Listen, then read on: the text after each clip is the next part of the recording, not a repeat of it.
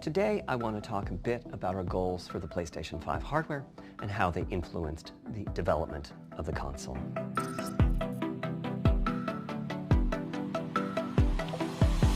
The first of these is listening to the developers, which is to say that a lot of what we put into a console derives directly from the needs and aspirations of the game creators. To me, the SSD really is the key to the next generation. It's a game changer. And it was the #1 ask from developers for PlayStation 5. As in, we know it's probably impossible, but can you put an SSD in it?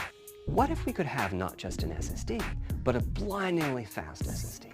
If we could load 5 gigabytes a second from it, what would change? As for time to load a gigabyte, this is next gen we're talking about, so memory is bigger. Instead, we should be asking how long to load 2 gigabytes. And the answer is about 1/4 of a second. I mean, that's amazing. We're talking 2 orders of magnitude, meaning very roughly 100 times faster.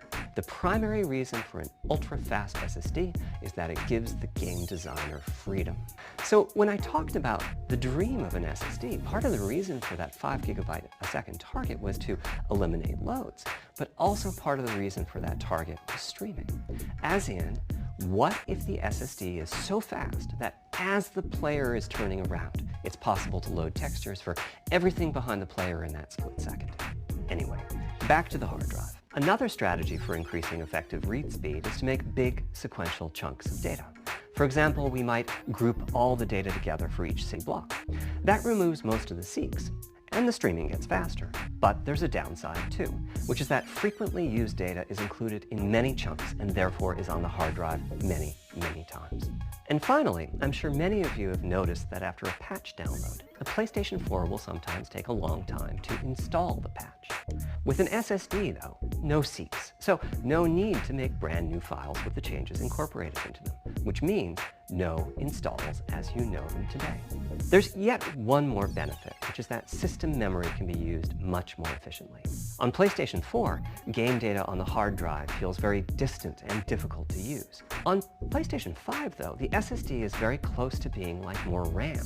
Typically, it's fast enough that when you realize you need a piece of data, you can just load it from the SSD and use it. A different way of saying that is that most of RAM is working on the game's behalf. For PlayStation 5, our goal was not just that the SSD itself be 100 times faster.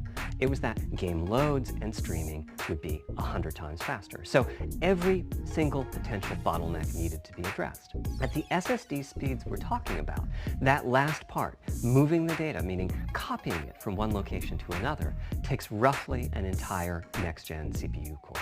And that's just the tip of the iceberg. If all the overheads get 100 times larger, that will cripple the frame rate as soon as the player moves, and that massive stream of data starts coming off the SSD. So to solve all of that, we built a lot of custom hardware, namely a custom flash controller and a number of custom units.